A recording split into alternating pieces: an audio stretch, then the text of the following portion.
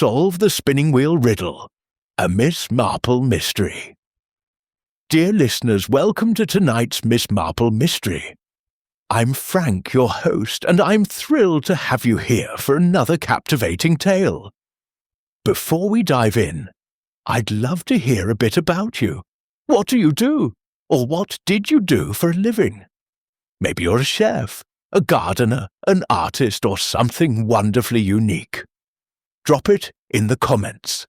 I always enjoy discovering more about our amazing community. Now let's get cozy and start tonight's story. Chapter 1. The village of Renshaw Hollow was the sort of place where time tiptoed. Cobblestone paths meandered past ivy-clad cottages, and hedges were clipped with obsessive precision. Here, summer meant cricket matches and elderflower cordial. Scandal, when it happened, came in whispers, never above a murmur. On this particular Thursday afternoon, the Women's Guild had gathered in the sun-dappled garden of the church hall for their quarterly craft exhibition. Tables bore crocheted shawls, lavender sachets, and jam jars tied with gingham bows. But the centerpiece, a genuine antique spinning wheel donated for display, commanded the most attention.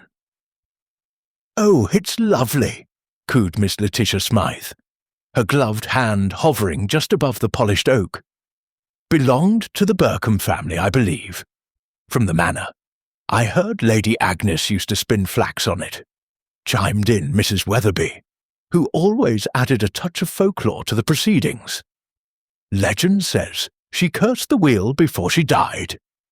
Miss Jane Marple, seated beneath the shade of a parasol with her knitting needles clicking rhythmically, gave a faint smile but said nothing. Her eyes, however, flicked briefly toward the wheel, and then to the people gathered around it. The sun was warm, and teacups clinked. The vicar's wife discussed new hymn selections with the florist, while the village doctor examined a cushion embroidered with rabbits. But under the surface, something was off. Miss Marple noticed it in the way Dorothy Kemp poured tea, her hands unsteady, her eyes flitting to the spinning wheel and back, and in Reverend Pottle's forced laughter whenever Colonel Hargreaves made a joke. The wheel, though inert, seemed to hold the gathering in quiet tension. "Isn't it peculiar," whispered Mrs. Hartnell, leaning towards Miss Marple, "that the wheel was locked away for decades? I thought it was lost." Miss Marple's needles paused mid-row. "Things thought lost often resurface at the most inconvenient moments," she murmured. At precisely 4 o'clock, Eleanor Carter, secretary of the guild, and a woman as meticulous as her lacework, rang the little brass bell on the table. "Ladies and gentlemen, if I may have your attention." All heads turned. Eleanor adjusted her spectacles and smiled with precision. "Before we proceed with the biscuit judging, I'd like to thank the Burkham estate for the loan of their exquisite spinning wheel. It's a remarkable relic of village history." There was polite applause, a few nods, and then, suddenly, a gasp. Dorothy Kemp had collapsed to the ground beside the spinning wheel, her body slumped unnaturally, one hand still gripping the hem of her skirt. A teacup had shattered beside her, its contents soaking into the lawn. Chaos erupted. Someone screamed. The vicar knelt beside Dorothy. Dr. Travers pushed through the crowd. "She's not breathing," he said grimly after a moment. "Call for an ambulance, but I'm afraid she's gone."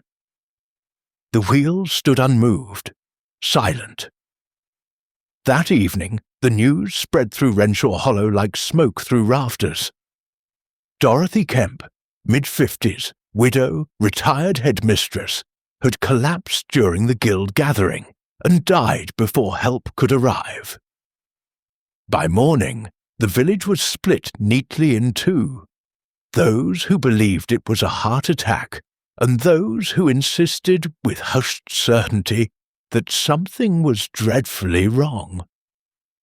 Miss Marple, however, did not speculate.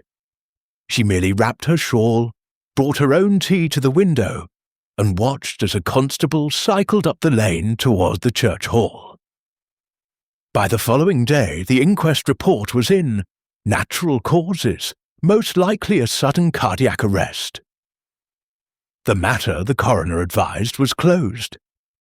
Yet Miss Marple's fingers remained still over her knitting needles, and her mind, far from tranquil, began to unravel threads. She had seen the way Dorothy had approached the spinning wheel, reluctantly, even fearfully. And more curious still, she remembered that Dorothy had brought no contribution to the exhibition, no cross-stitch, no lemon curd. That in itself was odd. More pressing than what Dorothy had done was what she had not done. She hadn't spoken more than a few words all afternoon, and in a woman known for her hearty chatter, silence carried its own alarm. On Sunday morning, Miss Marple attended the service at St. Edmund's as usual. Her pew overlooked the Burkham family's private row, now long unoccupied since the house had fallen into disrepair. She noted that Eleanor Carter wore a black brooch, too sombre for a social function, but perfectly calculated for someone who wished to show restrained grief. Afterwards, on the steps outside the church, Colonel Hargreaves cornered Reverend Pottle. "I say, bit of a shock, that business with Dorothy, eh?" The Reverend gave a tight smile. "Yes, tragic. Tragic things tend to follow that spinning wheel," the Colonel muttered. Miss Marple's ears perked up.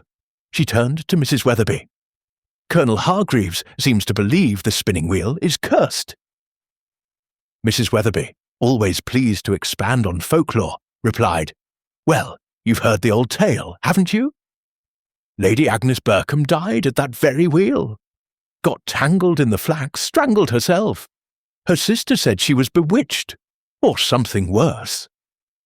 Miss Marple did not blink. "Oh? But I thought Lady Agnes died in her sleep." Mrs. Weatherby looked flustered. "Well, that's what the official version says. But who trusts that? They kept secrets in those big houses." Indeed they had, Miss Marple thought. And some secrets, it seemed, were still spinning beneath the surface. That afternoon, Miss Marple decided to take a walk toward the Burkham estate. The iron gates, rusted now, hung slightly ajar. The manor house loomed in the distance, its windows shuttered, ivy crawling along its stone bones. As she passed the tool shed near the rear garden, a soft sound stopped her. Thump, whir, click. Miss Marple moved closer.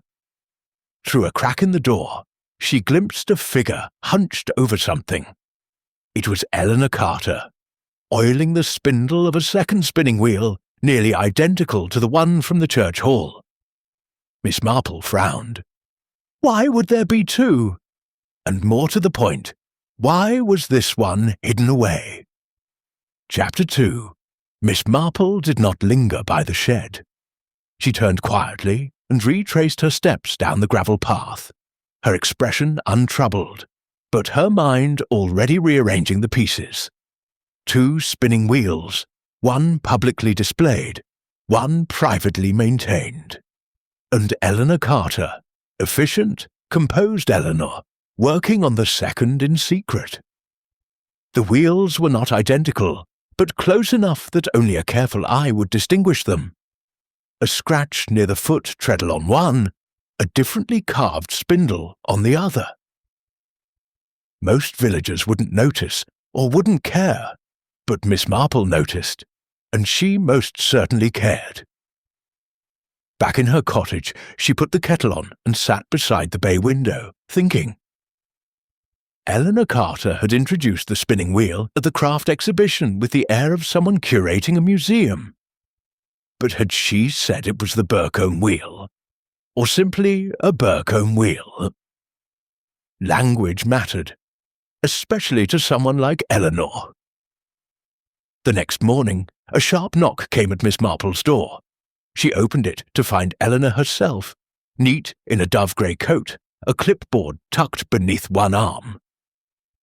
"I do hope I'm not intruding," Eleanor said briskly. "We're collecting for the Guild's summer charity drive. Tea for the war widows." "Of course," Miss Marple replied, stepping aside. "Please, come in. Do sit down. I was just about to have a cup myself." Eleanor hesitated only briefly before settling onto the floral settee. Her eyes flicked around the room, cataloguing everything, from the neatly arranged china to the unopened envelopes on the table. Miss Marple poured tea and offered a lemon biscuit. "You must be quite exhausted after organising the exhibition," she said gently. "And what a tragedy, poor Miss Kemp." "Yes," Eleanor replied. "It's been quite a shock. She hadn't complained of feeling unwell, you know, though she did seem distracted. I suppose we all are lately." "Distracted?" Miss Marple's voice was mild. "Oh, little things. She forgot the meeting minutes last week. She asked me twice about the date of the bake sale. Quite unlike her." Miss Marple nodded. "And the spinning wheel. Such a lovely artifact. It must have taken some effort to retrieve." "It was in the Burcombe storage rooms," Eleanor replied quickly. "I arranged it with the caretaker. A dusty old thing, really, but sentimental." "But quite a treasure," Miss Marple said softly. "I do love old things. They hold stories longer than we do." Eleanor's smile tightened. "Indeed." She sipped her tea, glanced at the clock and stood. "Well, I must be off. So many cottages still to visit." Miss Marple watched her go. Eleanor had been polished, polite, but there was tension beneath the surface, as though she were performing a part. And though Miss Marple had asked no direct questions, Eleanor had volunteered just enough to steer the conversation away from anything truly revealing. Later that day, Miss Marple paid a visit to her old friend Mr. Simpkins, the town historian, whose memory was as vast and disorganized as the stacks of documents in his front parlour. "I say, Jane," he said as he dusted off a yellowed ledger, "if you're after tales of the Burcombe estate, you'd best brace yourself. Family was a proper cauldron of secrets. You'll want to look at the late Lady Agnes. Died young, you know." "Yes, I've heard conflicting accounts," Miss Marple replied delicately. "She died at the spinning wheel," he said with relish. "Or so they said. Papers claimed it was consumption, but you know how these old families were, always trying to clean up their stories." "Did she have any sisters?" "Two, I think. One went abroad, the other married a solicitor in Bath. Oh, and there was some falling out over the inheritance. There's mention of it in the parish registry." Miss Marple took the notes he offered with quiet thanks. Lady Agnes had been dead over 60 years. Yet her presence clung to the spinning wheel like smoke. By Tuesday, the village had begun to settle.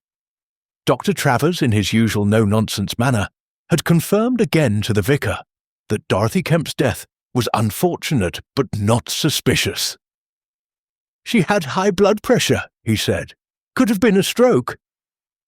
But Miss Marple had seen the way Dorothy had stumbled, not like a woman who lost her balance, but like someone stunned, her limbs too heavy to move. Her hand had clutched her skirt, not her chest. She needed more.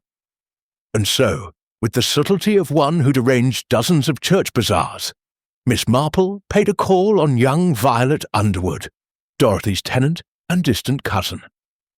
Violet was a pale, anxious girl with a nervous habit of folding her sleeves upward. "Oh, Miss Marple," she said as she led her in, "it's been so dreadful. I keep hearing things at night. Creaks, whispers. I think I'm just jumpy." "Perfectly understandable," Miss Marple soothed. "And poor Dorothy, so sudden." "She was tired lately," Violet said. "Stayed in bed till late. But she wouldn't go to the doctor. Said she was fine, but then that day—" She hesitated. "Yes." "She was afraid of something," Violet whispered. "She didn't say what, but I caught her crying in the kitchen the night before. She told me not to tell anyone. Said she'd made a mistake she couldn't take back." "What kind of mistake, do you think?" "I don't know. But she'd been to the Burcombe estate the day before. Said she was meeting Eleanor." That was new. Miss Marple patted Violet's hand. "Thank you, dear. You've been very helpful." Outside, the clouds hung low over Renshaw Hollow. Miss Marple walked slowly through the square, considering what she now knew. Dorothy Kemp had visited the Burcombe estate just before her death. She had become distracted, forgetful, fearful. Then she'd collapsed at the exhibition, after being near the spinning wheel.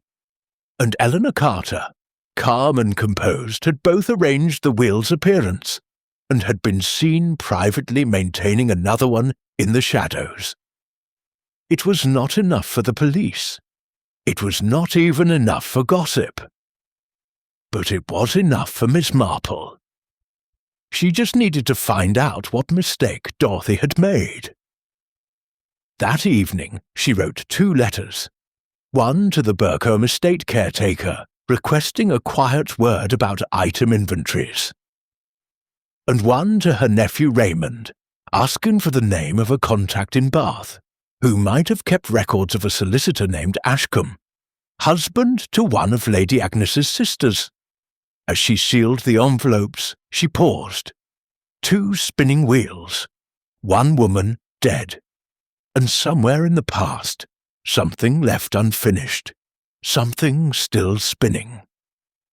Chapter 3. 2 mornings later, a neat envelope bearing the Burcombe estate seal arrived at Miss Marple's cottage.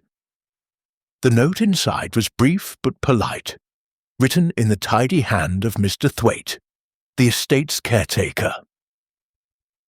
"Dear Miss Marple, I should be pleased to meet you regarding the item in question. Please do come by the East Garden at your convenience. Some matters are best spoken of outside the house. Yours sincerely, Alfred Thwaite." Miss Marple folded the note carefully and tucked it into her handbag. The words were cautious, thoughtfully vague. She dressed warmly and departed on foot. By mid-morning, mist curled like pale thread through the hedgerows lining the Burcombe Lane. The gates creaked faintly as she pushed them open. A single magpie hopped across the overgrown drive.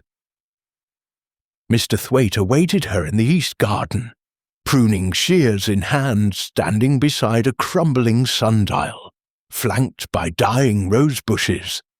He was in his 60s, compact and wiry, with a face weathered like old leather, and the eyes of someone who noticed more than he spoke of. "Miss Marple," he said with a polite nod, "thank you for coming." "I appreciate your time," she replied. "I was hoping you could clarify something about the spinning wheel displayed at the Women's Guild exhibition." He didn't answer at once. Instead, he bent and snipped a dry stem. "Funny thing about that wheel," he said slowly. "It wasn't the one I brought down from the attic." Miss Marple didn't blink. "Oh?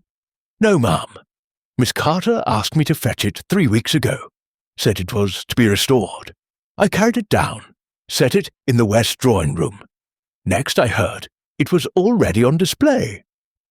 "And was it the same one?" His eyes met hers. Number looked similar.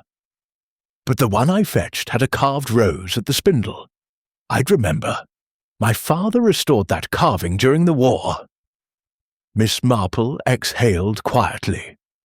"So the displayed wheel was a substitution?" "Seems so." "Did Miss Carter say why she needed the original restored?" He shook his head. "Only that it had historic value. Mind you, I didn't like it much. Odd feel to it. Gave me chills, that thing." "Did Dorothy Kemp come to the estate recently?" Mr. Thwaite hesitated, then nodded. "She came the morning before the exhibition, spoke to Miss Carter. They argued quietly but sharp. Miss Kemp left, looking pale as linen. Did you happen to hear what they argued about?" "Just snatches. Something about not being able to go through with it." Miss Carter said, "You already have." He paused. Miss Kemp said, "Then maybe I'll tell someone." That's when she was told to leave. Miss Marple's fingers tightened around her handbag. "Thank you, Mr. Thwaite. That's been most helpful."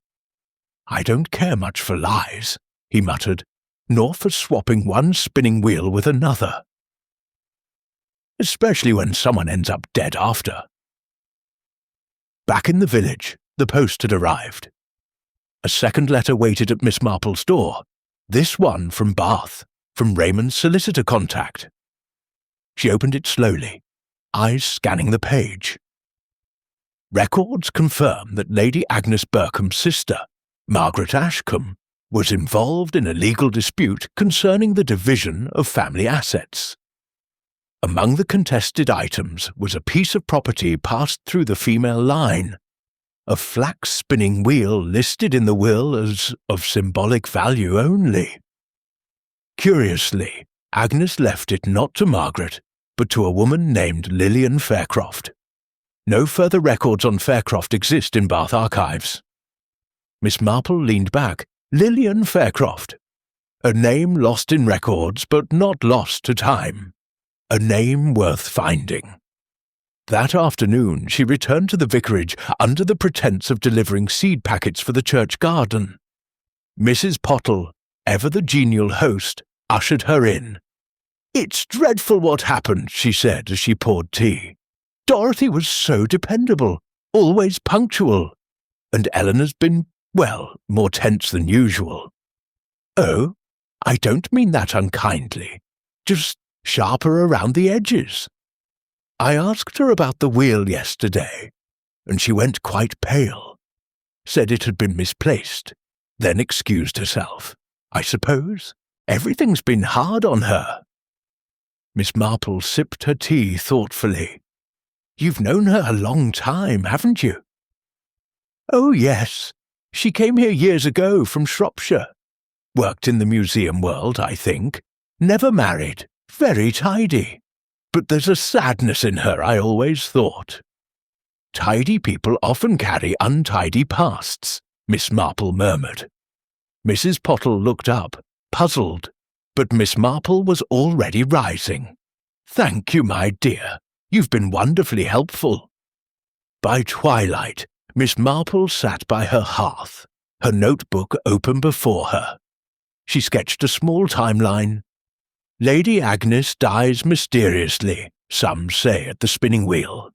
Her sister Margaret disputes the inheritance but does not receive the wheel. Instead, it's passed to an unknown woman, Lillian Faircroft. The wheel vanishes for decades. Now it reappears switched. Dorothy Kemp visits the estate, speaks to Eleanor, and dies the next day. Eleanor maintains a second wheel in private.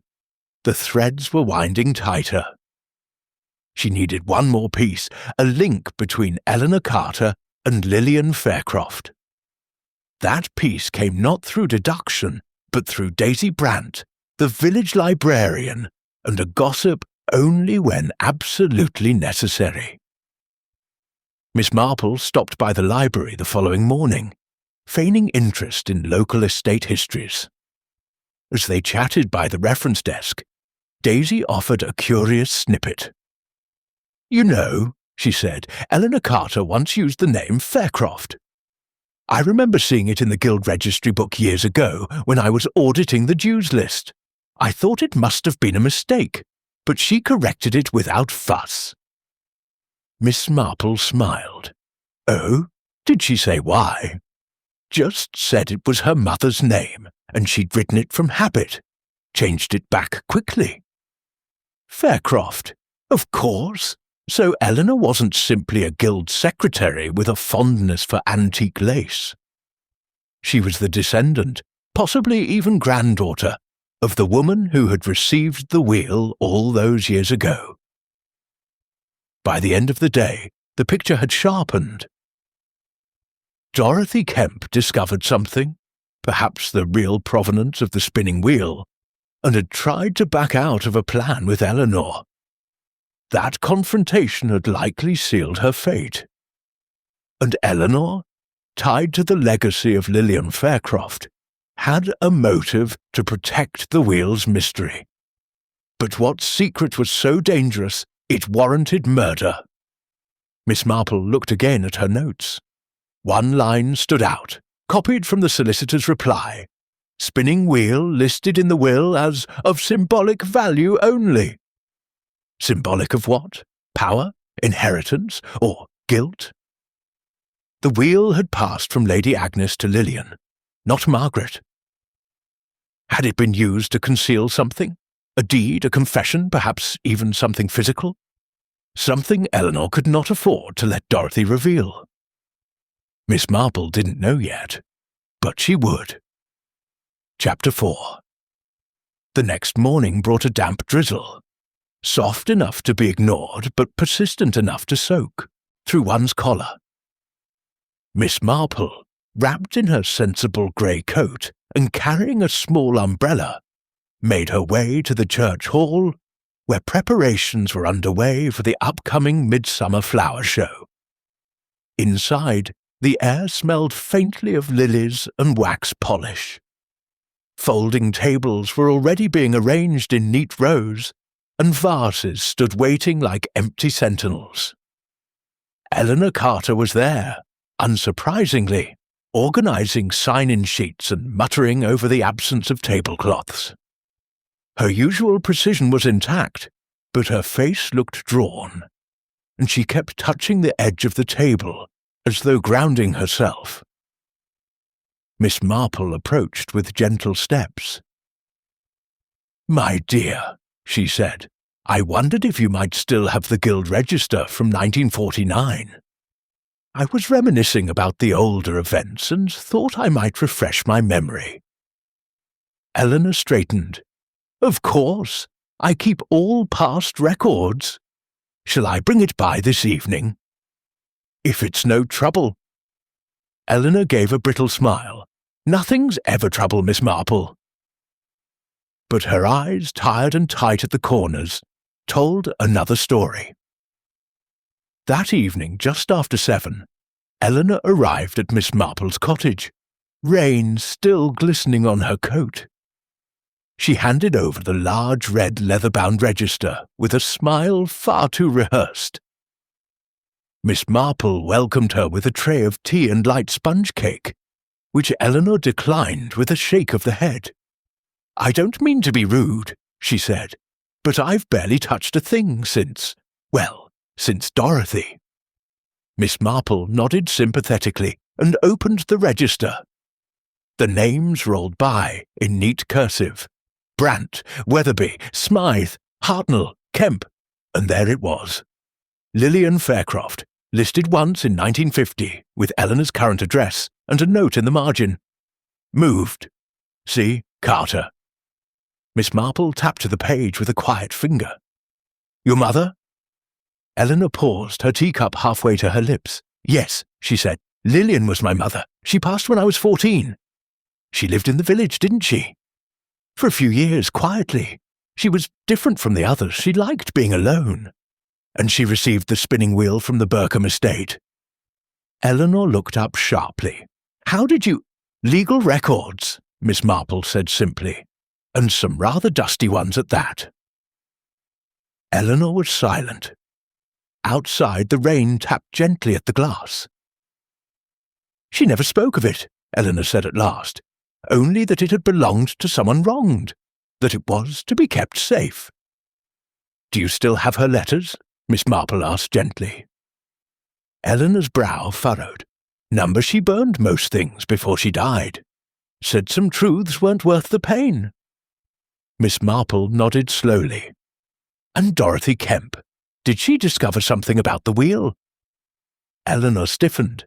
I don't know what you mean. She visited you at the estate. Mr. Thwaite heard the argument. Eleanor stood abruptly, setting down her teacup with a clink. I think I should go. Miss Marple rose, too, calm as ever. One last question, Eleanor. Was the wheel that appeared at the Guild exhibition truly the original Burkham spinning wheel? Eleanor's silence said everything.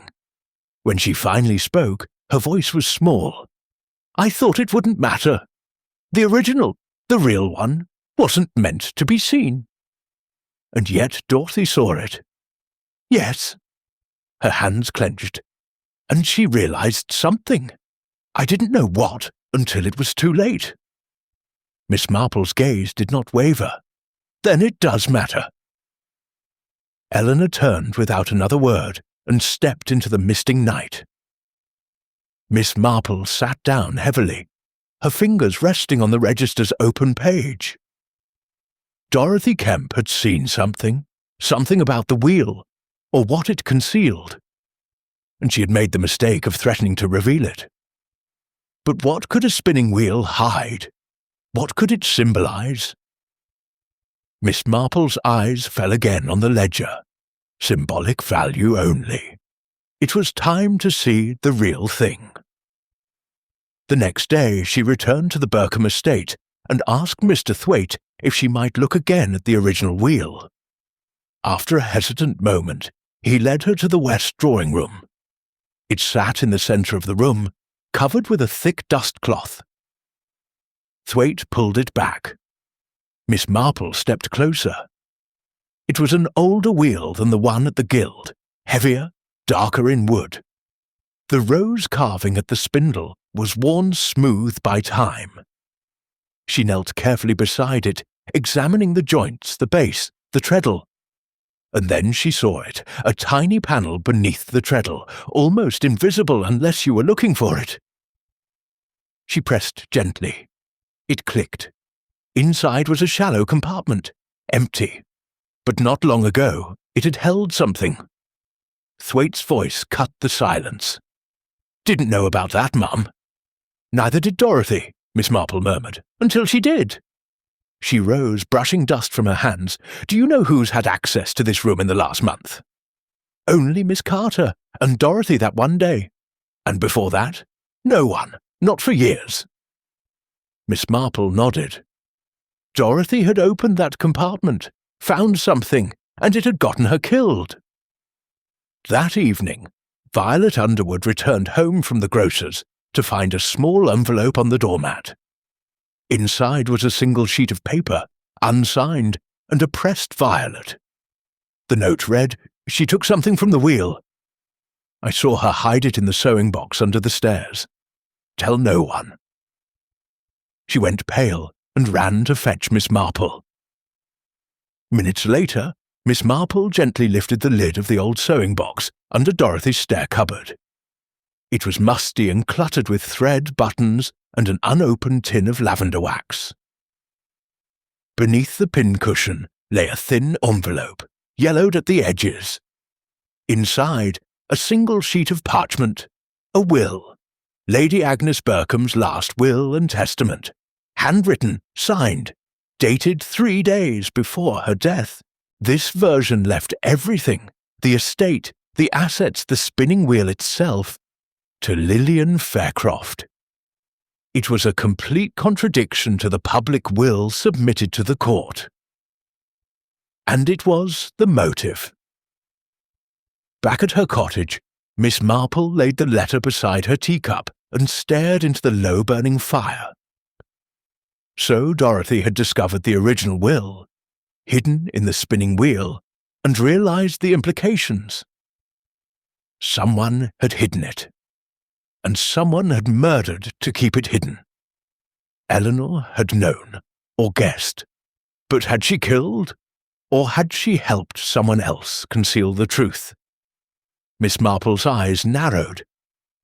There was one more person no one had questioned closely. Someone with equal access. Someone who had stood beside Dorothy when she collapsed, and never left her side during her final moments. Dr. Travers! Chapter 5. The following morning, the sun returned to Renshaw Hollow with a pale resilience, bathing the hedges and tiled roofs in a cool, deceptive light. It was a day like any other. Milk bottles clinked, shutters creaked open, but the calm felt taut, as if something just beneath the surface was about to snap. Miss Marple took her breakfast slowly, sipping weak tea while rereading the will. Lady Agnes's signature, written in a bold, slanted hand, left little doubt of its authenticity.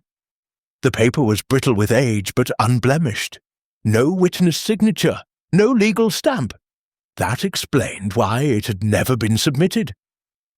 But not why someone had gone to such lengths to bury it, literally, and even further, to kill over it. Dorothy Kemp had found it, realized its weight, and paid for her discovery. Miss Marple had little doubt the cause of death had not been natural. But poison left no bruises, only silence. And if there were anyone in Renshaw Hollow who could deliver such a thing unnoticed, it was the village's own medical authority. Dr. Travers.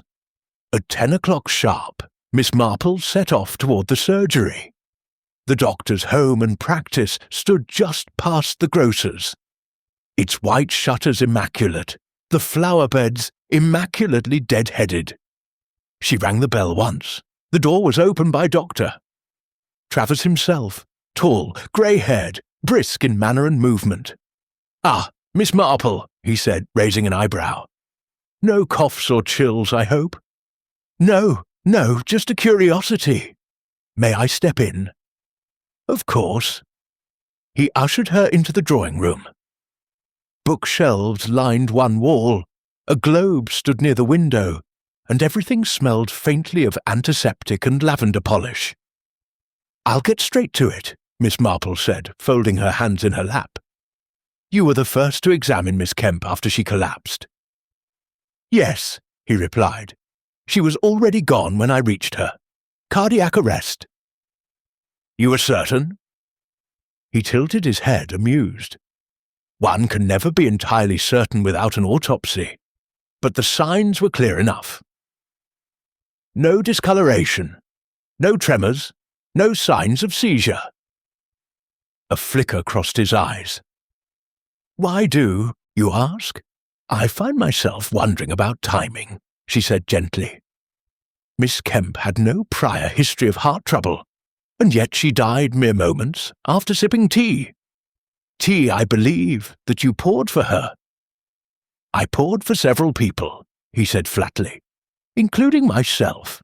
"Indeed," Miss Marple murmured, "but I doubt you selected your cup from the same tray Eleanor Carter set down." His gaze cooled. "Miss Marple, are you suggesting I had a hand in Dorothy's death?" "Not suggesting," she said calmly. "Wondering. About a man who attended the Guild exhibition, who knelt at Dorothy's side but, by his own admission, found her already gone. A man with access to the chemicals that could simulate a heart attack, and the training to make it seem natural." Travers stood, brushing invisible lint from his sleeve. "You're clever, Miss Marple, but also mistaken. You're chasing shadows."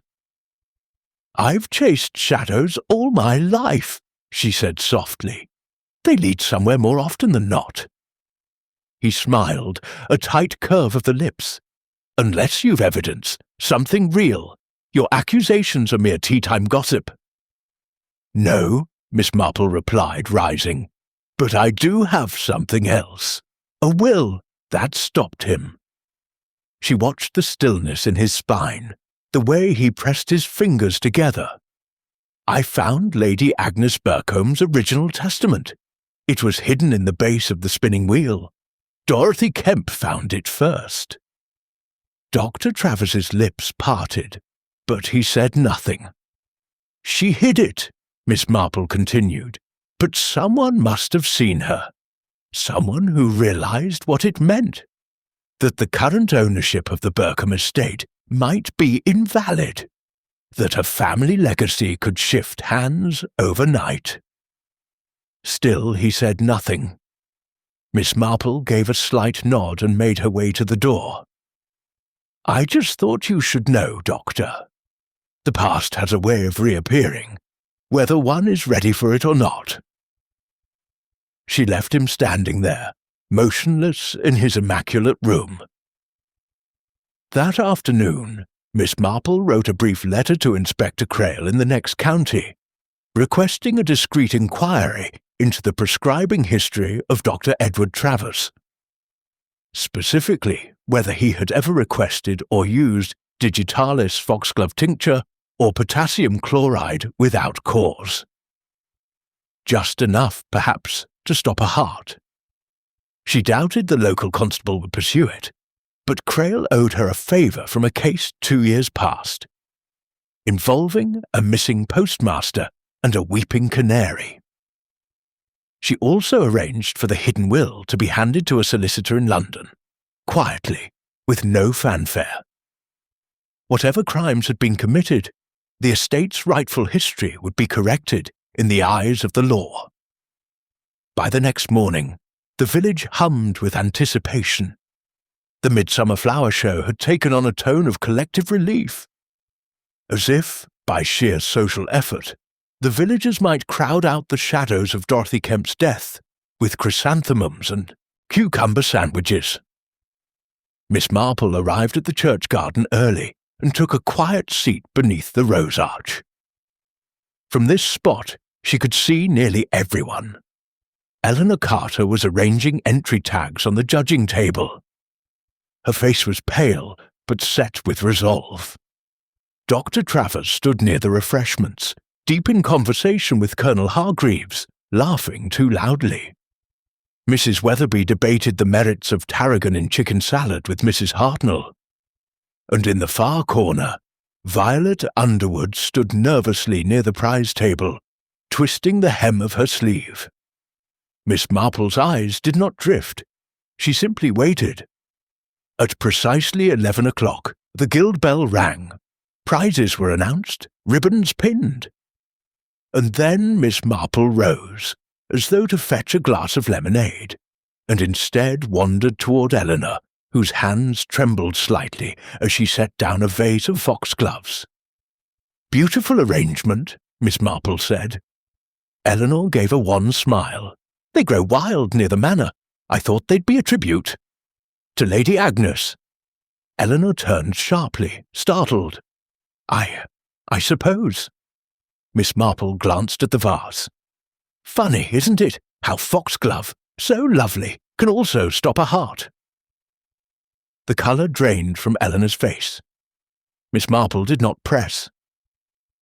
She let silence stretch, then spoke softly. "You didn't kill Dorothy, but you knew who did. You allowed the wheel to be switched. You knew she'd seen something, and when she told you she might speak, you told someone else." Eleanor's hands gripped the table edge. "I never meant she trusted you," Miss Marple said, "and you passed her fear to a man who would act on it." Eleanor looked away, eyes glistening. "I only wanted to protect what my mother left behind, her legacy. It was never about inheritance," Miss Marple said gently. "It was about history and guilt and silence." Behind them, Dr. Travers had stopped laughing. Chapter 6. The Midsummer Flower Show was still in progress when Miss Marple quietly left the garden. She had seen all she needed to. Eleanor Carter's pale silence had confirmed more than any confession might. And Dr. Travers, so careful, so composed, had flinched ever so slightly at the word foxglove. It was a plant well known to doctors. especially older ones trained when medicine still bore the scent of the apothecary. It could be used to save a heart or stop one. Miss Marple took the long way home, passing the lane near the chemist's and the closed shutters of Dorothy Kemp's cottage. Renshaw Hollow looked serene in the summer sunlight, but she knew how easily serenity could be staged. That evening, a reply arrived from Inspector Crail. Miss Marple opened the envelope slowly, careful not to tear the contents. Dear Miss Marple, as requested, I've looked into Dr. Edward Travers's professional record. While there is nothing overtly irregular, 2 years ago, he made a special requisition for powdered digitalis from a bat supplier in Bristol, documented as for educational demonstration purposes. There's no record of the substance being returned or destroyed, nor any note of it being used.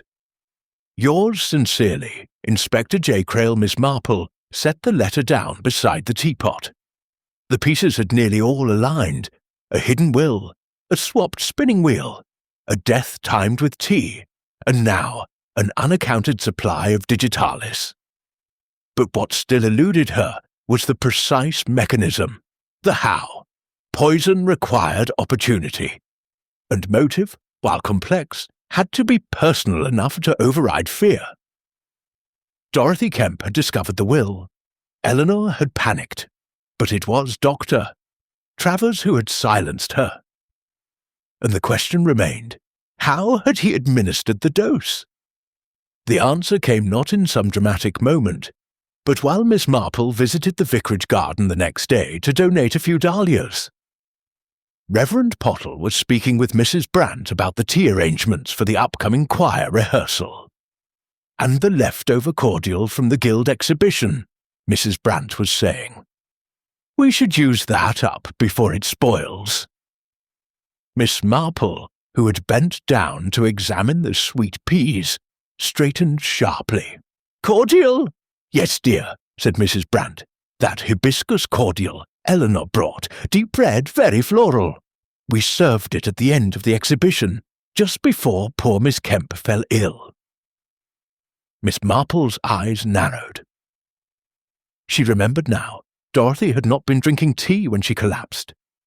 It had been a small cut-glass tumbler, not a teacup, lying shattered in the grass. And Eleanor had not poured it. Nor had the vicar's wife. Dr. Travers had offered to distribute the cordial to give the ladies a break. It had seemed gentlemanly at the time, but it had also given him complete control of who received which glass.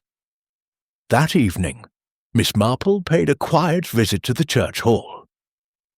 It was unoccupied, locked only with the old iron key hanging behind the vestry door, a key she had long known the location of.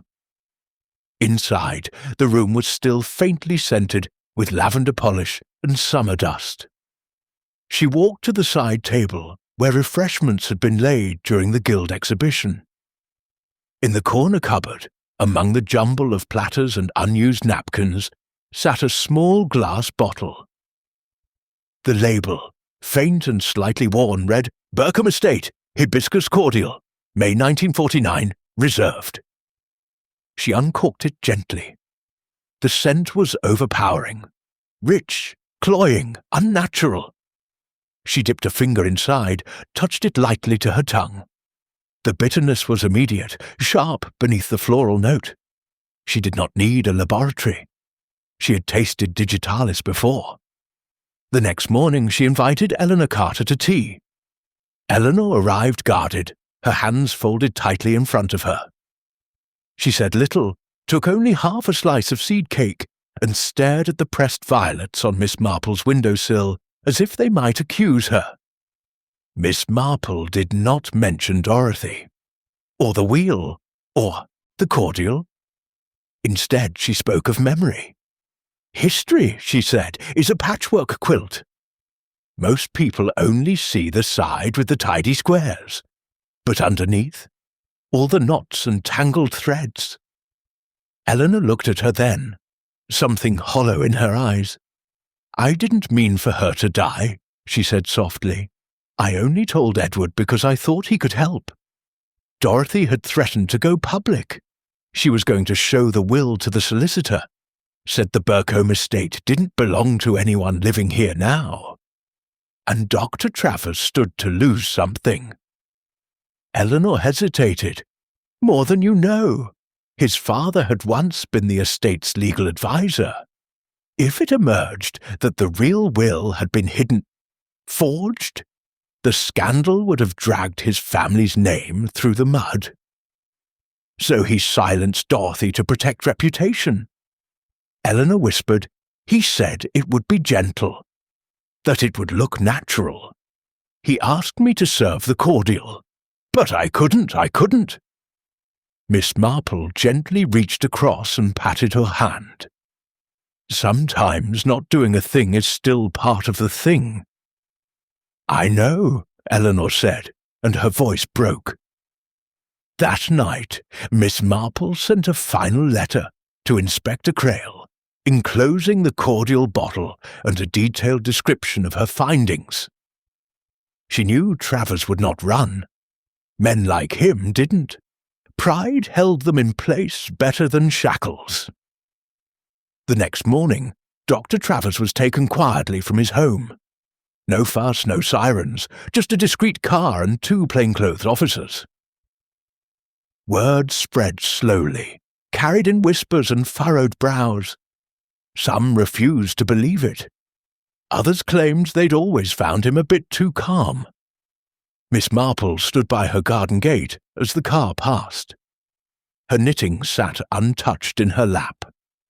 A spinning wheel had once wound flax into thread. Now it had unravelled something far older. A buried will, a broken trust, and a death disguised in cordial. And in the end, no amount of skill, polish, or precision had saved the man who'd tried to control life with poison. The village would heal in time, but Miss Marple knew. Renshaw Hollow would never quite forget the taste of hibiscus on the tongue. Chapter 7. The village of Renshaw Hollow moved quietly through the week that followed Dr. Travers's arrest, as though tiptoeing past its own conscience. The flower show ribbons still fluttered outside the church hall, and the bakery still sold lavender scones, but a hush had settled over conversations. Eyes flicked, voices lowered. People began saying things like such a pity, and never would have thought.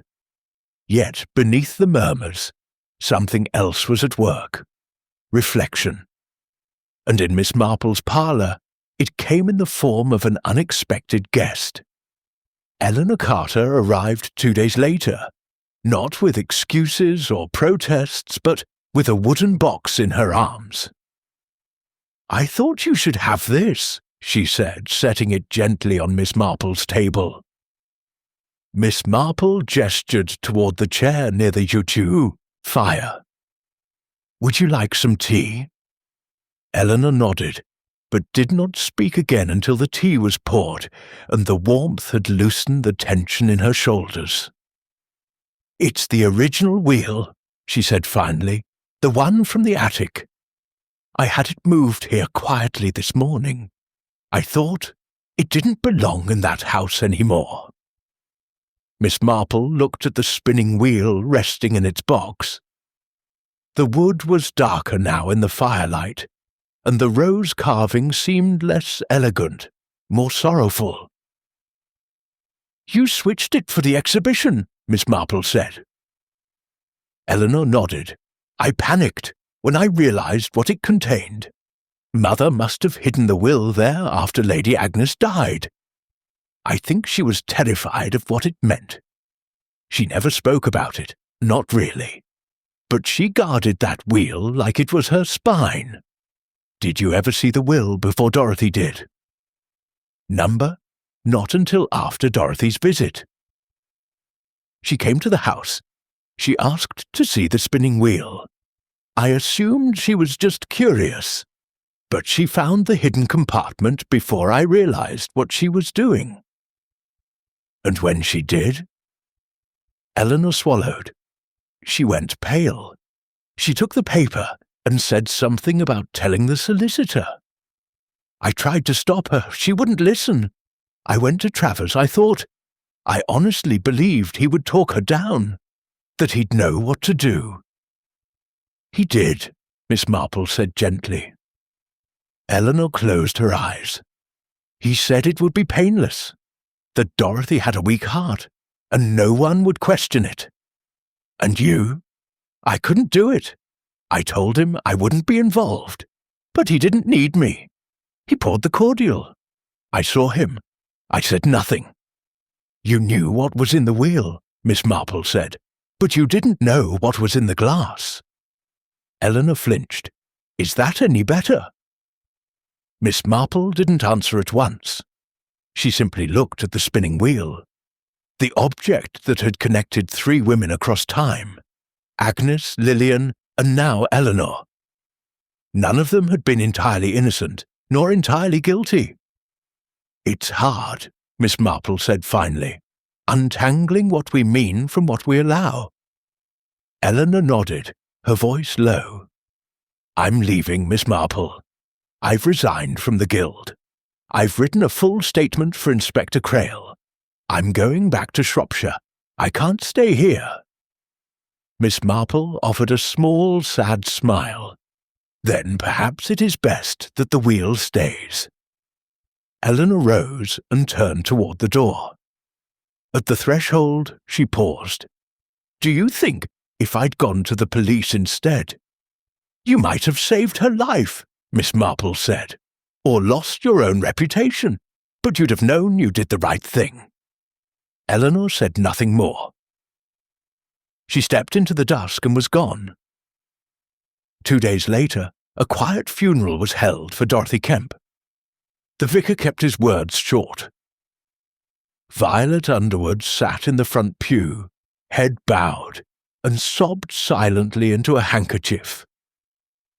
The congregation sang, Abide with me, with more tremor than conviction. No one spoke of poison. No one mentioned the spinning wheel. But several eyes flicked to the space where Miss Marple sat, as if acknowledging, in their own hushed way, that someone in the church knew more than the rest. After the service, Violet approached Miss Marple shyly, a folded note in her hand. It was in one of Dorothy's hymn books, she said. I thought you ought to see. Miss Marple took it and read, If something happens to me, tell Eleanor I forgive her. The wheel turns, as it always has, but perhaps it can stop with me. D.K. Miss Marple folded the note carefully and returned it to Violet. She was very brave, Miss Marple said. Violet nodded, tears brimming. That afternoon, Miss Marple received a final letter from Inspector Crail. Dr. Travers has made no confession, but enough evidence, between the cordial sample, his requisition history, and Miss Carter's statement, has been deemed sufficient to proceed to trial.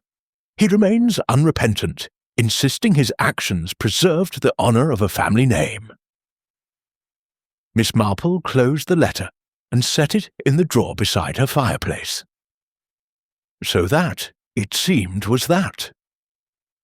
The Burkham estate was set to be reviewed in probate court, and although no living heir from Lillian Faircroft's line had yet been located, Miss Marple suspected something would turn up, perhaps an old cousin in Devon, or a forgotten niece in Norfolk. In the meantime, the estate would be held in trust. The spinning wheel, meanwhile, had found its place by Miss Marple's window. Not as a decoration, not as a relic, but as a reminder. When Violet Underwood visited a week later and asked why she kept it, Miss Marple simply said, Because it listened, my dear.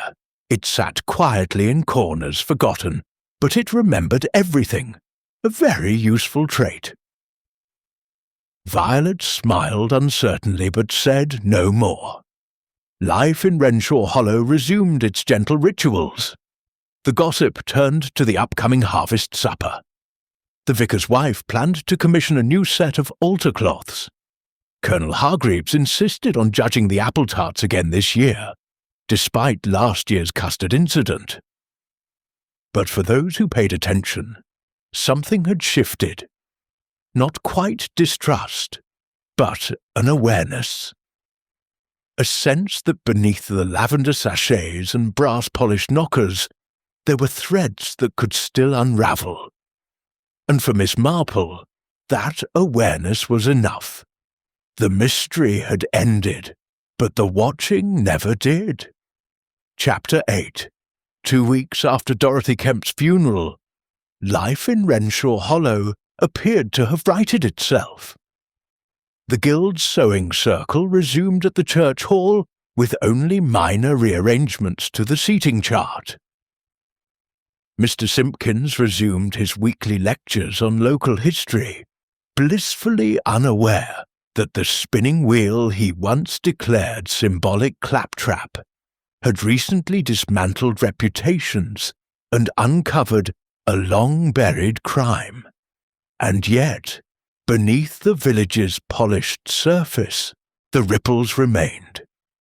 Miss Marple, ever attuned to the shift of social undercurrents, saw it in the way conversations trailed off when the Burcombe estate was mentioned. In how Violet Underwood now walked with a subtle sense of purpose. In the bouquet of violets left quietly, without a name, on Dorothy Kemp's headstone every Sunday. But what remained was not suspicion. It was weight, the burden of truth at last unearthed. On a cloudless morning, Miss Marple received a visitor, Inspector Crail himself, in a grey suit more rumpled than usual, hat in hand. "I've come with news," he said, stepping into her parlour, "and not the sort for telegrams." She offered him the floral chair near the hearth, poured tea without needing to ask his preference, and waited. "We've concluded the investigation," he said. "Dr. Travers has been officially charged with manslaughter. His defence remains, no confession, but enough circumstantial pressure, and Miss Carter's statement make a strong case." Miss Marple nodded gently. "And the will?" she asked. Crail smiled faintly. "Validated. After some effort, we managed to locate a descendant of Lillian Faircroft, a woman named Beatrice Langley in Sussex. Modest background. She's never even seen the estate. She was understandably shocked." "A quiet woman inheriting a silent manor," Miss Marple murmured. "Rather poetic." "Indeed," said Crail. "She's chosen to lease the property rather than sell. It'll be maintained as a local heritage site. Apparently, she rather likes the idea of preserving history properly." Miss Marple's eyes twinkled. "History does like to be treated gently. Otherwise, it shouts." Crail hesitated, then reached into his pocket and withdrew a small envelope. "One more thing," he said, passing it to her. "We found this in Travers's desk drawer. Thought you might want to see." She opened the envelope slowly. Inside was a handwritten note, unsigned, but unmistakably in Eleanor Carter's careful hand. "You must do it. She'll ruin everything. You said it could be done quietly." Miss Marple read it twice, then folded it once and set it aside. "She'll live with that for the rest of her days," she said quietly. Crail nodded. "I imagine so." They sat in silence for a moment longer, the fire crackling softly. "Would you do it again?" he asked suddenly. "Help solve a mystery?" she asked, raising a brow. He shook his head. "Carry the burden of knowing, of seeing what others choose not to." Miss Marple looked toward the spinning wheel in the corner, now clean and polished, its dark wood catching the light like lacquered bone. "I don't carry it," she said softly. "I observe it. It's up to others whether they act or don't." Crail stood and took his leave with a grateful nod. The following day brought a letter from Beatrice Langley, warm, handwritten, and full of gentle thanks. "I owe you a debt. Can never repay," she wrote, "not for the estate, but for restoring the story of my grandmother. I always knew there was something dignified about her silence. Now I know why. I'll be visiting Renshaw Hollow soon, quietly of course, just to see where it all unfolded." Miss Marple tucked the letter beside Dorothy's note in her desk drawer.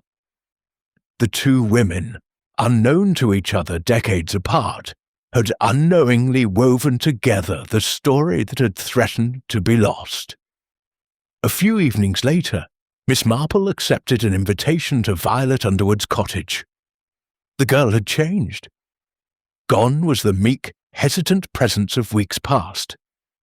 In its place stood someone still soft-spoken, but no longer afraid to speak.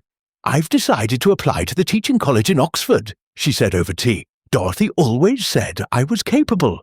I think she'd want me to try." "I think she'd be proud," Miss Marple replied. Violet hesitated. "You don't think that it's wrong to move on so soon?" "Not wrong," Miss Marple said. "Just brave." Violet smiled and reached for the sugar bowl. "Oh, by the way," she added, "did you ever find out why Lady Agnes left the wheel to Lillian Faircroft and not her sister?" Miss Marple looked out the window, where the dusk had begun to settle into the hedgerows. "I believe Lady Agnes knew her sister would sell the wheel for its wood," she said, voice low. "But Lillian? She would guard it, not out of greed, but because she understood what secrets mean to women who must survive them." Violet said nothing, but something in her expression settled, as though a page had turned. The next morning, Miss Marple awoke early and walked through the village. She passed the bakery, the church, and the lane where Dorothy had once waved from her garden gate. By the time she reached the edge of the Burcombe estate, the mist had lifted, revealing the windows of the old house, shuttered still, but no longer oppressive. She stood by the gates for a moment, not to linger, just to acknowledge. The past had unspooled, the wheel had turned, but this time it had stopped in the right hands. Chapter 9. The summer waned in Renshaw Hollow, and with it the tensions that had shadowed the village since Dorothy Kemp's death. Mornings grew crisper, the roses began their slow retreat, and the murmurs that once circled the Burcombe estate now turned to safer subjects: jam yields, wool prices, and whether the church clock needed rewinding. But Miss Marple, though pleased by the quiet, knew one thing with certainty. The case wasn't entirely finished. The major players had been held to account. The hidden will revealed, the poison traced, the motive exposed, and yet one thread still dangled, slight, fraying, but present. A thread that tugged at her each time she looked at the spinning wheel by her window. It was the following Wednesday when the tug grew too strong to ignore. She was sorting through her correspondence when a small cream envelope caught her eye. It had no stamp, no return address. It had simply been slipped through her letterbox. Inside was a short note written in unfamiliar, elegant cursive. She never touched the cordial. She poured it into the grass. You should know that. There was no signature, no explanation. Miss Marple sat back in her chair, fingers pressed together, brows drawing in. Dorothy poured it out? That would mean she hadn't been poisoned by the drink at all, which meant Miss Marple rose swiftly, her steps sure despite the stiffness in her joints. She crossed to her writing desk and retrieved her notebook, the one she used for tracking timelines and patterns. She flipped to the day of the guild exhibition and began noting times. Dorothy had sipped nothing. She had collapsed moments after touching the spinning wheel, not before, and that changed everything. 2 hours later, she was knocking at Violet Underwood's door. The younger woman answered in an apron, her hands dusted with flour. "Miss Marple, I was just baking. Do come in." "I won't stay long, dear. Just a question. When you packed Dorothy's things, did you happen to come across the gloves she wore the day she died?" Violet blinked. "Yes, they were in her handbag. White lace ones. I saved them in case you needed them for the solicitor." "May I see them?" Violet returned moments later with a small paper bundle. Miss Marple opened it carefully. The gloves were dainty, unremarkable, except a faint discoloration traced the fingers. Not tea, not soil, something almost golden. Oily.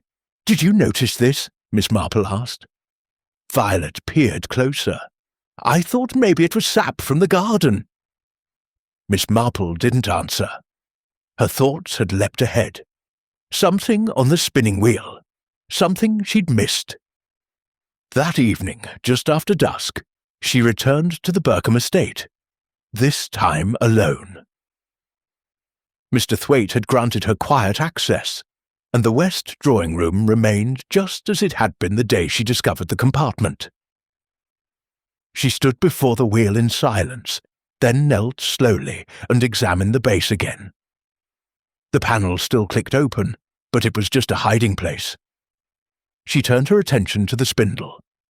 The carved rose looked darker in the low light.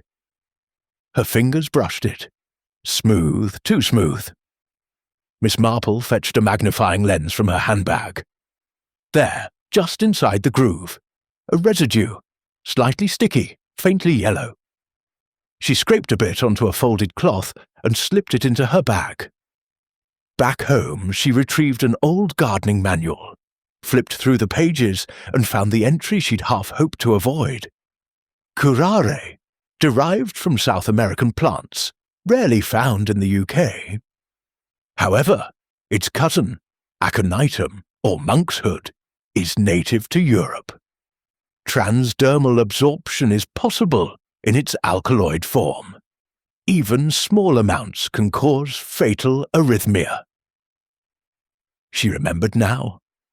The sharp smell when Eleanor had polished the second spinning wheel. She'd assumed it was linseed. But what if it wasn't? What if the real method of murder hadn't been ingestion, but touch? Miss Marple paid a final visit to Inspector Crail the next morning, this time bringing her cloth sample and a typed report of her theory. He read it in silence, nodding slowly as he turned the pages. "You think Dorothy was killed by contact with the toxin on the wheel?" "Yes," Miss Marple said calmly. "She touched the spindle, likely out of curiosity. She collapsed not 2 minutes later. The cordial, poisoned or not, was never consumed. That much is now clear." Crail rubbed his temples. "We were certain of Travers, and Eleanor's letter implicates him." Miss Marple smiled, but it did not reach her eyes. "I believe Travers believed he'd administered the fatal dose. But I now suspect Eleanor had already acted, quietly, independently. She used a contact poison on the spindle, and made sure the real wheel would be used that day. Perhaps even knew Dorothy would touch it." "And Dorothy's decision to not drink the cordial," Crail murmured, "meant both plans were in motion." "Exactly. Travers's guilt remains. He intended to kill. But Eleanor may have acted first." Crail leaned back. "Why wouldn't she confess to that?" "Because she doesn't see it as murder. She sees it as protecting her mother's legacy. And in her mind, Dorothy was going to destroy something sacred." Crail was quiet for a long time. Finally he said, "And what do you suggest?" Miss Marple's expression softened. Nothing, she said simply. Let Travers face trial for what he did. Eleanor has left. Let her carry what she knows in silence. That is its own punishment. Crail stared at her. You'd let it rest? I'd let justice rest, she corrected. Truth will stay where it belongs. That evening, Miss Marple sat by her fire, tea untouched, the spinning wheel glinting faintly beside her. The mystery was now truly closed. A murder by touch, a plan by drink, two culprits, neither aware of the other's final act. Dorothy had sensed the danger, and still she had gone, 'cause truth mattered more to her than safety. Miss Marple thought of that, of the courage it took, and of the weight it left behind. Chapter 10. The next few days passed without incident, but they were far from uneventful. The sample Miss Marple had delivered to Inspector Crail was quietly examined by the Regional Toxicology Lab. The results, confirmed in a succinct report, left little room for ambiguity. Aconitine, the active alkaloid in monkshood, was present in measurable quantities on the spindle's surface. It was a poison not commonly used, untraceable without suspicion, absorbed through the skin, quick in effect, and easily overlooked. The perfect weapon, not for an impulsive crime of passion, but for someone meticulous, someone patient, someone like Eleanor Carter. Miss Marple received the results by post and sat with them in silence. The truth now was full and complete. Eleanor had laced the wheel. Travers had prepared the cordial. Each had acted independently with the same goal, Dorothy's silence, but it was the spindle that struck first. Renshaw Hollow, however, remained blissfully unaware. At least, officially. Unofficially, a different kind of silence settled across the village, one more cautious, more observant. People had begun to listen better, speak a little less confidently, watch a little more keenly. Even Colonel Hargreaves, not known for reflection, remarked to Reverend Pottle one morning, "You know, I believe the guild ladies are sharper than they let on. Probably could have fought Napoleon off with knitting needles and glare alone." The vicar only smiled. One quiet afternoon, Violet Underwood stopped by Miss Marple's cottage. She brought a small gift, a hand-stitched sachet of dried rosemary and lavender. "For clarity," she said shyly, "and remembrance." Miss Marple received it warmly and invited her in. The conversation at first stayed on safe ground. The harvest festival, the new baker's apprentice, the declining quality of marmalade at the grocer's. But eventually, Violet asked the question. "Miss Marple, was it really Dr. Travers who killed Dorothy?" Miss Marple paused. Then, in her usual unhurried way, she stirred her tea and said, "He meant to. That's a kind of guilt all its own." Violet didn't look convinced. "But I heard something from Mrs. Weatherby." She said, well, someone saw Eleanor crying near the vicarage the morning of the exhibition. Before anything happened, she looked frightened. Miss Marple nodded. She was afraid, not of the crime, of the truth. She knew what was hidden in that wheel, and what it meant. And she protected it. She thought she was protecting a legacy. In the end, she preserved a secret. But secrets, Miss Marple added gently, are never still for long. They shift, they ache. Violet folded her hands. Will she be arrested? Number her part was never proved, and perhaps that's best. She'll carry her part forever, whether or not anyone names it aloud. Violet sat in thoughtful silence for a moment. I'm glad you found the truth. Miss Marple smiled faintly. So am I, but truth is never clean, Violet. It doesn't arrive dressed in white with a trumpet. It arrives like this. She gestured toward the spinning wheel in the corner, a sliver of late sun casting one long spoke into shadow.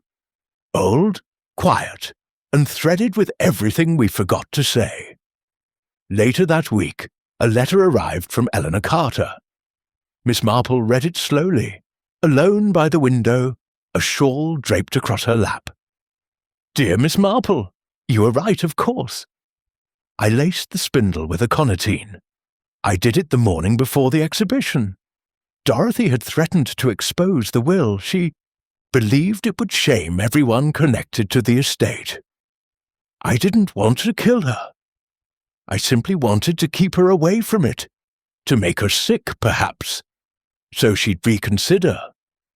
But I chose something too strong, and when she collapsed, I panicked. I said nothing. I let Travers believe it was his doing. That I regret most. I write not to beg forgiveness, but to ensure the story ends as it should, with clarity. You deserve that. Dorothy does too.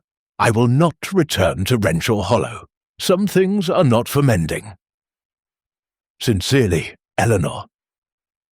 Miss Marple folded the letter with quiet precision and placed it in the same drawer where Dorothy's final note rested. 2 voices, 2 final truths, and no more spinning. Inspector Crail visited one last time. "I suppose you'll want us to reopen the case?" he asked gently. Miss Marple shook her head. "It's finished. The law has enough. Let the rest stay in the drawer." Crail looked uncertain, but after a moment he nodded. "Very well. Some cases are like that, I suppose. Solved without being shouted." "They should be," she said. He rose, preparing to leave. "Tell me," he asked, pausing at the door, "do you still believe people are mostly good?" Miss Marple thought for a long time. Then she replied, "No. But I believe they are mostly trying to be." A month later, the Burkham estate gates reopened, this time with quiet ceremony. Beatrice Langley, modest and gentle, arrived in a second-hand car and walked the manor grounds alone for nearly an hour, before being joined by Miss Marple for tea on the back lawn. "I didn't think I'd inherit a secret," Beatrice said, "or a murder." "You inherited a story," Miss Marple corrected, "one too often told behind locked doors." Beatrice nodded. "Will the villagers accept me?" "They already have," Miss Marple replied. "They just haven't realized it yet." As autumn curled in and the last of the roses gave way to frost, Miss Marple spent more time by the fire, knitting slowly, the wheel by the window now still, dustless, no longer burdened. She had no more letters to read, no puzzles left to untangle, but she would always listen, because some wheels turn loudly, and others whisper before they break. Chapter 11. The first frost arrived in Renshaw Hollow overnight, turning the hedgerows silver and crisping the last of the dahlias into brittle sculptures.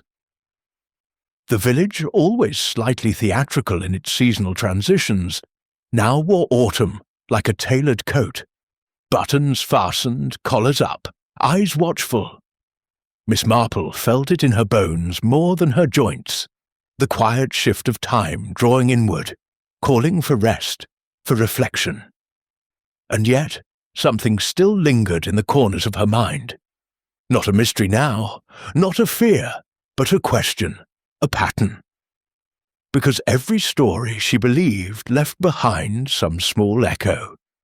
A gap in the stitching, a pause in the rhythm. And the story of the spinning wheel had one such gap, still unspoken. It was Violet Underwood who voiced it first. They were having tea on a Friday afternoon, a gentle drizzle pattering on the conservatory roof. Violet had taken to visiting Miss Marple regularly, a habit that formed without decision, like the growing of ivy. "Miss Marple," she said suddenly, You never told me why Dorothy hid the will." Miss Marple looked up from her knitting. "You mean why she didn't take it straight to the solicitor?" Violet nodded.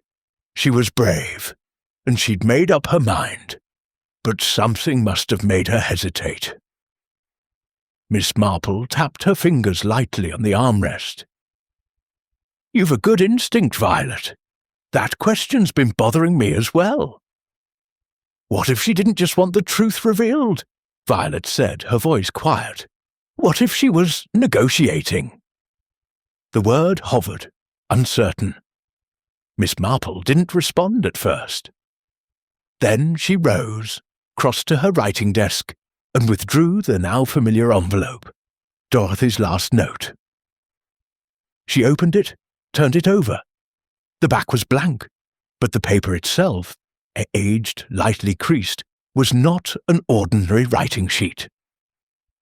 She fetched a candle from the mantel, lit it, and passed the parchment slowly over the rising heat.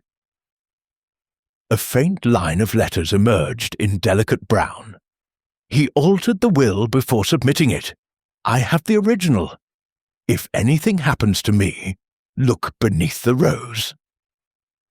Miss Marple's heart gave one measured thump. Dorothy hadn't just discovered the will, she had discovered the forgery. The next morning, Miss Marple paid an unexpected call to Inspector Crail. He received her with his usual blend of mild exasperation and deep respect. "You again, Miss Marple. I thought we'd closed this business." "I thought so too," she replied, "until I realized something was missing." She handed him the parchment. The inspector examined it under his desk lamp, eyebrows slowly rising. "Invisible ink," he murmured. "Good Lord, she really was prepared." Miss Marple folded her hands.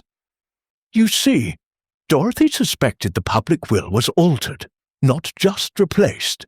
That means someone with legal access changed Lady Agnes's original instructions before filing the estate documentation." Crail frowned. Travis's father was the estate's solicitor, but that was years ago. Quite. And what if Travis, seeking to protect his family's name, had discovered the original will as a young man? Perhaps Lady Agnes entrusted it to Lillian Faircroft in secrecy, but someone in the household intercepted it first. "And buried it? Not physically," Miss Marple said, "but legally?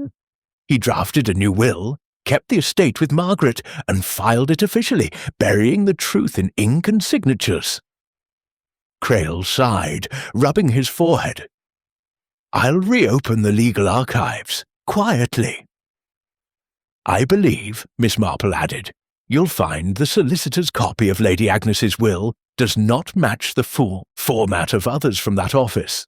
Likely it was created off the record and submitted later. There may even be discrepancies in handwriting." Crail didn't look surprised. He merely nodded. "You're remarkable." Miss Marple gave a modest smile. "Just observant." That afternoon she received a brief but telling note from Crail.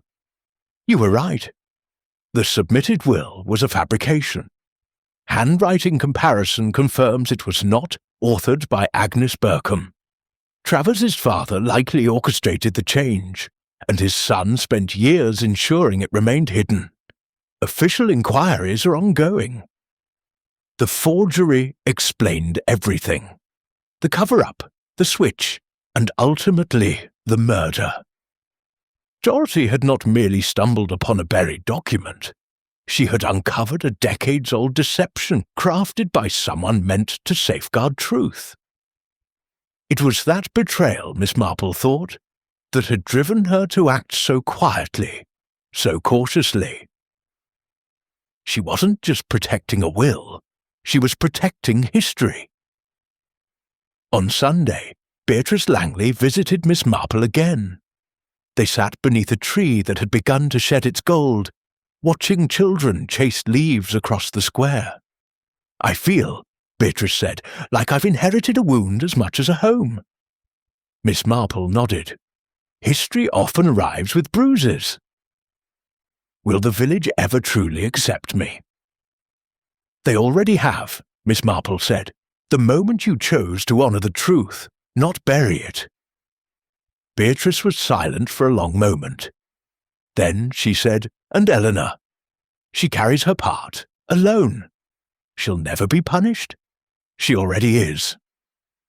By week's end, the Burcombe estate was formally transferred to Beatrice's name.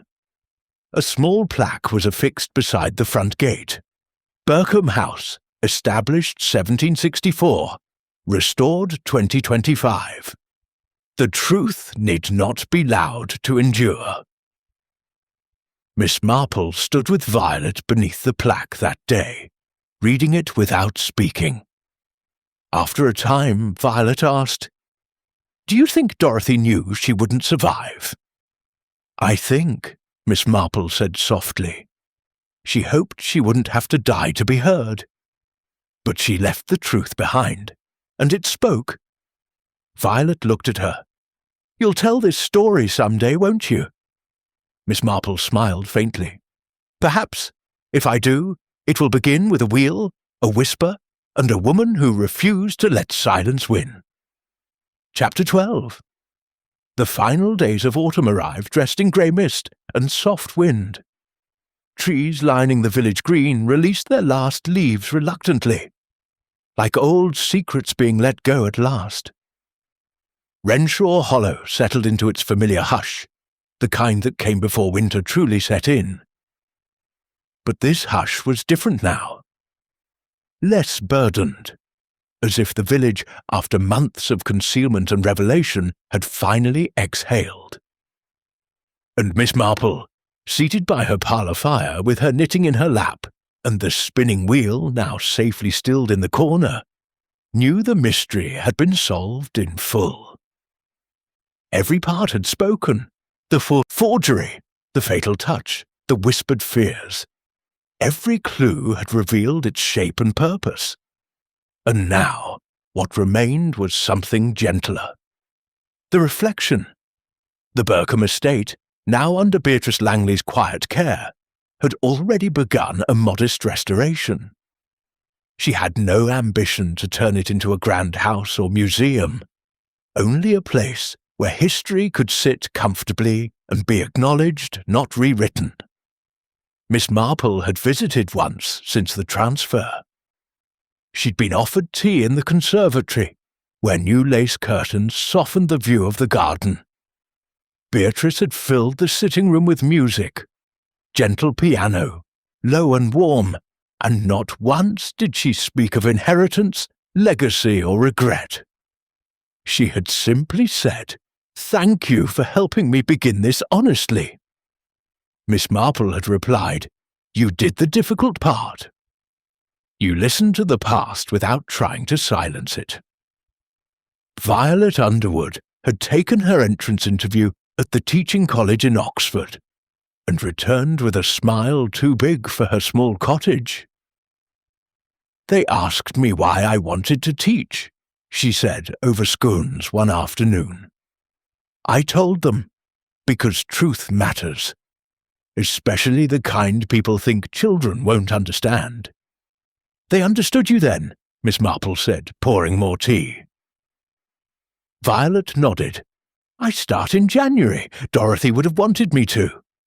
"Yes," Miss Marple said, "she would have been proud."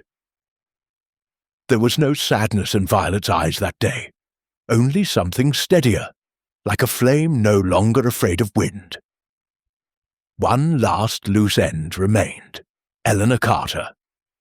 There had been no further word since her final letter, no forwarding address, no return visits. The guild register now bore her name crossed out in a thin, reluctant line. No one in the village quite knew what to say about her, so they chose not to speak at all. And yet, one afternoon near the end of November, a brown paper parcel arrived at Miss Marple's door. No return name, but the handwriting was unmistakable. Inside was a delicate framed embroidery. A single rose, stitched in fine thread, its petals open, its stem curved, rooted in dark green. Below it, 3 words stitched with painful precision. Truth endures quietly. Miss Marple placed it above her fireplace, just beside the mantel clock that had belonged to her father. Some stories, she thought, don't require retelling, only remembering. In early December, Inspector Crail sent his final report. Travers was found guilty of conspiracy and attempted manslaughter. Given the weight of Eleanor's testimony and the corroborated forgery of his father's legal documents, sentencing was swift. The court deemed the poisoning plan itself failed, but his intent was clear. He is to serve 10 years with no parole. The public was not informed of Eleanor's independent actions. The court accepted the evidence as it stood. In light of the Burkham estate's correction and Beatrice Langley's cooperation, the case is considered closed. Miss Marple, after reading it twice, folded it and placed it in the same drawer that now held Dorothy's note, Eleanor's confession, and the solicitor's handwriting analysis. No need to reopen what had been properly concluded. Justice had been served, in full and in quiet. The village returned to its pace, a slower rhythm, but richer somehow. Colonel Hargreaves resumed lecturing the guild ladies about fencing off flower beds. They ignored him politely. The vicar composed a new Advent sermon around the theme of hidden things eventually coming to light. And Mrs. Weatherby, always drawn to the dramatic, began referring to the events as the affair of the spinning wheel, though she offered no further details. Miss Marple did not correct her. She had no interest in gossip, only patterns, only the quiet ripple that lingered once truth had done its work. On the final Sunday before Christmas, the church hall hosted its annual candlelit tea. There were jam tarts, nutmeg biscuits, and a short reading by Violet Underwood, who, at the guild's request, read aloud a short essay she had written for her Oxford application. The topic, What I Have Learned from the Past. She spoke clearly, hands only trembling slightly.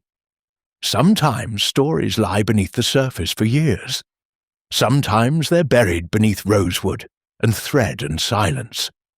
But when you look carefully, when you stop speaking and start watching, you see them. And when you do, it's your choice. Let them fade again, or honor them by telling the truth, gently, even if it hurts. There was no applause, just silence. And then, after a long pause, a quiet standing ovation that needed no words. As the candles were snuffed and coats retrieved, Miss Marple walked home alone. Snow had begun to fall, soft and thin as lace, the kind that gathered in hedgerows and lingered on garden walls. When she reached her gate, she paused and turned. She looked down the lane, toward the Burkham estate, just visible through the drifting white. It looked smaller now. Not diminished, but human. Miss Marple gave it a nod, a simple one, final. Then she went inside. The fire waited, the wheel remained still, and the last thread of the riddle had been woven in. Chapter 13. The hearth fire flickered softly in Miss Marple's parlour as winter deepened outside. Snow blanketed the village in quiet, muffling footsteps and softening edges. The spinning wheel rested near the window, its dark wood gleaming faintly in the lamplight, a silent witness to a story long told. Tonight, Miss Marple sat with her knitting in hand, her gaze distant yet serene. The village had settled, the case closed, the truth laid bare. But as always, her thoughts lingered, not on the solution, but on the human threads that had woven it together. That afternoon, Inspector Crail had paid his last visit, formal and brief. He brought with him the official case files, carefully bound, stamped, and signed, spoke quietly of sentencing, of the public's appetite for closure, and the village's need to heal. Yet, before he left, he turned to Miss Marple with a hint of admiration. "You have a rare gift, Miss Marple, seeing the subtle, hearing the unspoken. I dare say no one else could have pieced this together." Miss Marple smiled, brushing a stray lock of hair back. "It's not a gift, Inspector, just patience and attention, and a willingness to listen, really listen, to what people don't say." He nodded. "And the spinning wheel? Now it rests," she said softly, "not as a relic or a weapon, but as a reminder." As evening deepened, the village gathered quietly for the last community meeting of the year. Beatrice Langley spoke briefly of restoring the estate as a place of learning and remembrance, inviting villagers to participate in preserving local history honestly and openly. Violet Underwood shared her plans for teaching, speaking with a newfound confidence that belied the shy girl who had arrived months before. And Eleanor Carter's name was mentioned not with condemnation, but with a hesitant compassion, acknowledging the complexity of truth and the burden of silence. After the meeting, Miss Marple walked alone through the village square. Lanterns hung like watchful stars, and the scent of wood smoke curled through the cold air. She paused near the old stone fountain, now dry for the season. A thought came to her, the final piece. The spinning wheel, so often seen as an instrument of fate, was also a symbol of time, of lives intertwined, of choices made in the quiet hours, away from eyes and judgment. Dorothy Kemp had chosen to reveal a truth that others wished to bury. Eleanor Carter had acted out of loyalty and fear. Dr. Travers had been trapped by pride and desperation. Each had played their part in a story that unfolded slowly, inevitably like the turning of a wheel. Back in her cottage, Miss Marple sat by the fire and took up her knitting again. Her needles clicked softly as she thought of the village, of its people, of the fragile balance between silence and speech. Truth, she knew, was not always loud or dramatic. Sometimes it was quiet, woven gently through ordinary lives, but once found, it could never be undone. Outside, the snow fell steadily, covering Renshaw Hollow in white. Inside, a quiet flame burned on, and the spinning wheel turned no more. The end.